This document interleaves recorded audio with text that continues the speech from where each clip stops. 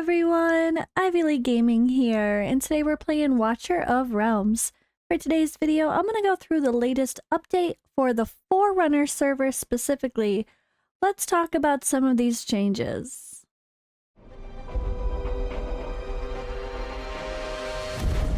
The finest blood for the most untainted soul. So again, this is the Forerunner server, an update for later today. Or was that earlier today? Later today. As we know, there was already mention because people saw this in game. Some of this was in game, at least. I don't know if all this, but well, the whole Boreas situation, not the best, right? A little bit messy. I think that's part of this post, but there's more than just that. So I wanted to read through it all and not just mention the Boreas NERF, but I'm definitely going to give my opinion and suggestions for that as well. So yeah, our most recent update was almost a month ago. They were away on vacation, so I'm not surprised. Back then they did some Demon Soldier adjustments, added the mount for Void Rift, which is coming to global now, and made some other changes that are also coming to global now. So it's good to see. And again, this is usually an idea of what's to come in the future. The Forerunner server is not the test server that content creators get. This is a real live server that's been before the game went global launch, but it is completely separate than global. But at least, yeah, it gives us an idea of what's to come for global. All right, so introducing Gear Dungeon, where you have the chance to obtain 4 new gear sets. Oh, hey. New Gear Dungeon, guys. It's coming. Besides, you can build your defense team in Arena now. Oh my goodness, okay. I was always wondering why there wasn't a separate defense than offense. Especially with the way Arena works, you might want your defense to be super OP with a high BP, so it's making the enemies more difficult for your opponent. But you might want your offense to be a little more tricky, and it's okay if it has low BP, if you have a good strategy, but that way it's not making the, you know, well, okay, the difficulty of your opponents, as in the enemies you're fighting in Arena, not your actual opponent, is based on your real-life human opponent's BP. So it's a different strategy, I feel like, for offense and defense on what you might want to put up. So I really think that this is a really good change already. I'm excited to read about it more, but all right, let's get into it. So new, introducing Gear Dungeon. You can access it from the Gear Raid page. Introduce the Forge and Identify to Foundry. Identify? Introduced a new type of gear, Variant Gear. Unidentified gear can now be acquired in the Gear Dungeon and later transformed into Variant Gear after being identified in the Foundry. So you get a generic gear that decides its roles later? That's quirky. I don't know. I'm guessing that will include the new gear sets? This is interesting. I'm really curious about this. All right. Gear. So a new 2-piece set called Wicked Vengeance. Set bonus is 40% crit damage and 10% attack. And then Light's Grace, healing effect plus 30, rage regen plus 10. I like that. All right. 3-piece set, Hell's Lament. During the ultimate, increases damage by 30%, crit damage by 40%, lasting for 5 seconds. Okay, another specific for the ultimate DPS boost. That's solid. Tempered Will. Set bonus, damage reduction plus 15%. For each enemy blocked, it increases defense by 5%, stacking up to 4 times. That's really cool. All right, so this set is asking to be used in the new Immortal Codex versus a Soul Cadence boss, right? For each enemy blocked, or blocking a lot, you're definitely going to keep that stack of 20% increased defense very easily. All right, so why is this out of order? Unshaken Will, isn't that... Or is that a set? Revamped? That was a set before 20%. I forget the names of these. HP plus 20%. When being attacked, recovers 5% HP. Oh, that was one of those weird ones. But yeah, it's gonna be when deployed, HP plus 20%. When being attacked, recovers 5% of max HP. Triggers up to 1 time every 5 seconds. So this whole boost used to be every 10 seconds, now it's every 5 seconds. So they made this Unshaken Will better. Okay. For a second, I thought that was part of Boreas' whole adjustment. I was like, wait, why is it out of order? They're talking about a set. Okay, so some set changes, new sets, new gear raid. This is going to be interesting. I'm really excited. And here we have the Boreas NERF. So we need to talk about this. Before I even talk about the Boreas NERF that I'm sure you're all very aware of by now after yesterday, seeing this being posted in-game in the Forerunner Server accounts and having content creators make videos about it, I am very against nerfs overall. I'm gonna just say my stance. I don't agree with nerfs, period.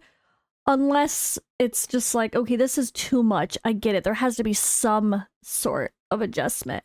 I do think Boreas fell into that category of, I don't normally like nerfs, but maybe he needs a little bit of one, which is totally fair, but they definitely did too much. But either way, nerfs, buffs, no nerf, whatever, adjustments to characters, there should always be a hero reset feature. Plenty of other games have these options. I saw content creators talking about Epic 7. Theirs is a bit different. That really wouldn't apply because you wouldn't want to get back, like, if you had a Boreas at Awaken 5, you don't want to get back generic universal soul stones to where you could use them on any hero if you did a hero reset. That wouldn't work. But I think you should get back exactly what you put in. And that's something I think Infinite Magic Raid developers, if you're watching, staff mods, if you're watching, please take this to consideration with your notes for improvements to the game, especially in such a big, important situation like this. People spend a lot of money on these heroes because they're overpowered, because they're broken. They don't want to assume they're going to get nerfed. If you adjust someone dramatically, or even just a little bit, honestly, they should go to a hero reset feature where you can get every bit of resource back that you put into them. You could choose to rebuild them or leave them as is. You could choose not to use the feature. But that's one thing. Infinite Magic Raid had a really great thing. No matter what they did, a positive change, a negative change, there was, I mean, I don't know if it's still there. I'm saying was because I haven't played that game in a year. So I don't know what it looks like now. But at the time I played, you got everything back. You got experience potions, skill books, and if there's stuff like duplicates, you got those back. So like in this case, if people have an A5 Boreas that they now don't feel performs the way they wish it did, they could get the whatever back, and then they could choose to sell the Boreas copies if they don't want to awaken him, for coins to use in the shop to get someone else, or whatever they want to do, or they could choose to leave him as is. People need the option though. There has to be a hero reset feature in games like this that do nerfs. Nerfs are obviously the concern, right? A buff, most people are happy, but a nerf, you gotta give people something back and give them the option, because it's real cash dollars invested often for these top tier heroes, and that's just not right. So I definitely agree that a nerf was needed for this hero to some extent, but I think I agree with the way Fastidious said that I disagree with the way they went about it, and there needs to be some sort of compensation for players that have maxed him out and no longer want him the way he is being changed. It's just only fair, and these games need to be better about providing a reset feature when there are hero adjustments. All right, so I'll try to go through this really quick. You guys have probably already heard about it. So let's see. So at his Frosty Endowment, after it's going to activate Eternal Ice Haven, increase damage by, so they reduced the max damage from 225% to 175%. Each attack will reduce the trigger interval of Frozen Purification by 1 second. This effect lasts for now only up to 25 seconds, not 30 seconds. And the rage, but they did lower the rage cap a little bit, but it's still a damage nerf and time nerf. along with the rage cap. It's a little bit of a mixed one, but again, I don't think he needed too much of a damage nerf. It was more the range. A little damage nerf, a tiny bit, but the range is the issue. I think that made it like super OP. Alright, chilling blow. When enemies are inflicted with freeze, they also receive anti-healing for 4 seconds, so that's longer. When attacking enemies inflicted with freeze, they deal up to 40%, not 55% extra damage. So they increase the duration by 1 second, but decrease the damage by 15%. I don't think that was necessary. Why would, like, this is the whole anti-healing thing in this. I feel like this is more important for people progressing in Gear Raid 1. Don't nerf how people are playing in PvE, at least. Unless it's like Kratos level, one-shotting a boss broken, then fair enough. But this is silly. We need anti-healing. They didn't need to adjust that at all. Alright, Frozen Purification. So now it's when deployed, it deals up to 180% magic damage to up to 10 enemies in a wide range. So from 200 to 180. And the range is 4.5 tiles to 3.5 tiles around the hero. And inflicts freeze on them for 1 second instead of 2 seconds. They could have left the 2 seconds, but the decreased range, I think, is fair. That's a fair nerf.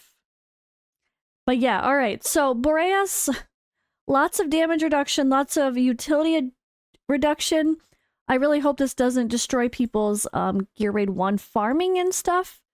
But at the end of the day, I don't care if this is a good nerf or a bad nerf, there needs to be a hero reset. There just needs to be. This is really bad practice from this game. Nerfing should not have to happen in the first place because, I mean, I feel like before the hero even came out, we knew he was overpowered. Before he came to Global, we already knew he was overpowered. Why didn't they adjust him before that? It doesn't make sense. He definitely should have been adjusted. But either way, mistakes happen, and even with testing and test servers and whatever, there still is decent chances that stuff is going to slip by until it's really, really properly practiced by a large player base. But just give a reset feature for the millionth time, right? That's all we're asking. That's the fair thing to do. All right, let's continue on with the other updates here. We have Arena. Commanders can now build their defense teams in Arena via Arena Defense Team. Commanders can now build their defense for anti-air, AoE DPS, and single target challenges in training stages. You can challenge these stages as many times as you want to practice and update the battle record when you finish. We can— oh, I love that. So not only can we build a defense, but we can have like test runs seeing how it performs and the timings of everything. I guess you kind of have to because you're not going against real opponents, so what is it recording? Makes sense. Okay, fair enough. I'm really not sure how that's going to play, though, because, again, this is such a hard thing to time. And there needs to be some sort of timing with the waves or when a certain enemy boss, whatever, is coming out of the area, you know? Because the problem is you go against a really high BP enemy and you take longer to kill something. And then you go against a low BP enemy, as a human, I mean, player, and then it's quick to kill, and then all your timings are off for the rest of the battle. So I hope that they can fix something in the future regarding the timings, because it doesn't really— just timing or remembering exactly what you did in the order based on that is not the same as what you do when certain waves of enemies come out. And that's affected by how difficult they are to kill. Alright, and commanders can now choose to update their auto-fight, offense, and defense teams while engaging in attacks or defenses. Yes, sometimes I was always saving the last fight, right? And sometimes I'd be like, oh no, that was worse, don't save that. Like, I don't want it to save the offenses, I want it to remember the good one, but I want to be able to experiment, and if it's not as good as the good one, I want to remember what I did the first time. So hopefully that's what actually is going to translate that way, especially when it comes to attacking on the offense side. All right, and what you— down here, the others, what's cut off. Fix the issue with the enemy targeting logic of demon soldiers, Merkling Menace. So there was some funky targeting with Merkling Menace. All right, guys, just a reminder, again, this is the Forerunner server, not the global server, but I'm genuinely curious about the new gear dungeon and the new gear sets. I did see gear sets sent to me on the test server a while ago, but we literally don't have the space to collect the stuff most of the time. So I don't even know if I actually have any of those. But I certainly look forward to trying that out. But personally, I don't think I'm gonna play around with the new gear dungeon if it's on, even if it's on the test server, until we know it's coming to global, because what's the point? Like, I want to wait until you guys are actually going to be prepping for it yourself as a global server, the majority of the players. But hey, we'll have some fun taking a look at it in the meantime. At least we'll know which heroes to kind of keep on the sidelines. And yeah, thank you guys for watching. Oh wait, and it's my birthday today. It's my birthday today. Hey, I'm old. I'm an old mama to be. I'm an old mama to be. I'm 36 years old and almost 8 months preggo. Yeah, I'm like 7.5 months, almost 8 months pregnant now. Life is wonderful and fun and exciting, and hopefully this little one stays in here longer. That's the best birthday gift I could ask for, is the baby to just be chill and growing well and wait till April to come out like when she's supposed to. And yeah, I'm gonna have a fun day today. I will be live streaming on Twitch and YouTube, but for the other games, because I did receive, the reason I'm not streaming Watcher is because, well, I haven't, number one, I haven't streamed Bloodline since the first day or put out a video in a bit. And I haven't streamed Bloodline since the first day I opened the account a couple weeks ago. So I want to do that. I also, I've been doing a sponsored streams for Dragonair, but I want to do a non-sponsored one today and hang out because I actually have like a promo code to share and I have giveaways to do. So what better time than my birthday to share those? So because I have all that, it just made more sense to stream Dragonair and then Bloodline afterward. And I'm not going to stream Watcher. I know I should party with you guys on my birthday too, but that'll have to be for another time. This week will be no live streams for Watcher, but it's just because I'm busy, and yeah, life is busy, and I'm exhausted, and I can only stream so many times a day. So we'll get there though. I'll come back, and hopefully the following week will be a good reason to have a nice summoning party again, and hopefully some people will have replenished their summons after depleting them all for the Lust, Arrogance, Silas Vierna fiasco. All right, but for real, thank you guys for watching. Let me know what you think in the comments below.